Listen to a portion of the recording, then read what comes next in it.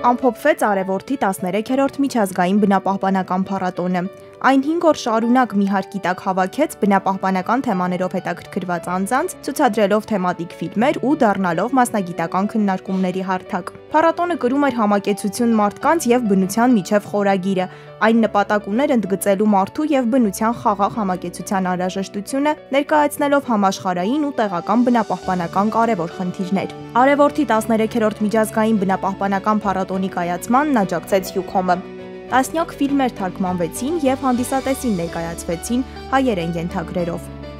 Մենք հավատում ենք ինչ-որ որոշ մարդկանց, հատկապես երիտասարդության մեջ, ինչ-որ մտածելակերպի վրա գազդե եւ ավելի ուշադրություն կդարձնեն բնությանը եւ շրջակա միջավայրին, որովհետեւ մենք հավատում ենք, որ միևնույն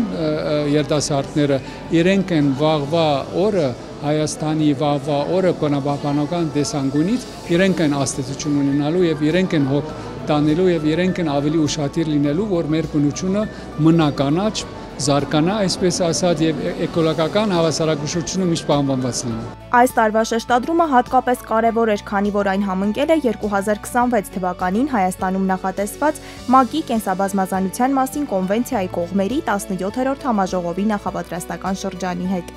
Նպատակն է արվեստի լեզվով մարդկանց հաղորդակից դարձնել տարբեր բնապահպանական խնդիրներին, թե համաշխարհային համատեքստում, թե տեղական համատեքստում եւ ցույց տալ, որ շատ հաճախ այդ խնդիրները համակցված են, նույնն են, համընդհանուր են եւ մենք բոլորս էլ պատասխանատու ենք այդ խնդիրների համար։ Այս տարի փառատոնի շրջանակում ցուցադրվեցին այնպիսի բացառիկ ֆիլմեր, ինչպիսիք են Լեոնարդո Դիկապրիոյի պրոդյուսերական Յանունի ֆիլմը, Արքայադուստր Մոնոնոկե անիմե ֆիլմը, Դեյվիդ Աթենբորոյի հեղինակությամբ Միացյալ Թագավորության օվկիանոսը վավերագրական ֆիլմը եւ այլն։ Ցուցադրված 30 ֆիլմերից լիամետրաժ դոկումենտալ ֆիլմեր կենսաբազմազանության պահպանության մասին անվանակարգում հաղթող ճանաչվեց Վայրի կանչը ֆիլմը։ Կարճամետրաժ ֆիլմեր կենսաբազմազանության պահպանության մասին անվանակարգում Խոստով պատվիրած Թագուհին,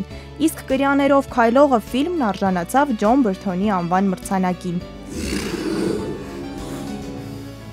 Ֆիլմերի ցուցադրություններին, թեմատիկ հանդիպումներին զուգահեռ փառատոնի հատուկ եւ ամենավառ հատվածը վտանգված կենդանիներին նվիրված դիմակահանդես շքերթներ։ Այն անցկացվեց քաղաքի կենտրոնական փողոցներում Երևանի ու մարզերի շուրջ 420 երեխաների մասնակցությամբ։ Փառատոնն ամեն տարի միավորում է շուրջ 4000 այցելուների, մեծ մասը երիտասարդներ։ Արևորդին ամենակայացած կանաչ կինոփառատոնն է, որն իր 19-ամյա պատմության ընթացքում ներկայացրել է ավելի քան 760 ֆիլմ շուրջ 150 երկրից, բնապահպանության շուրջ ստեղծելով երկխոսության եւ համագործակցության հարթակ։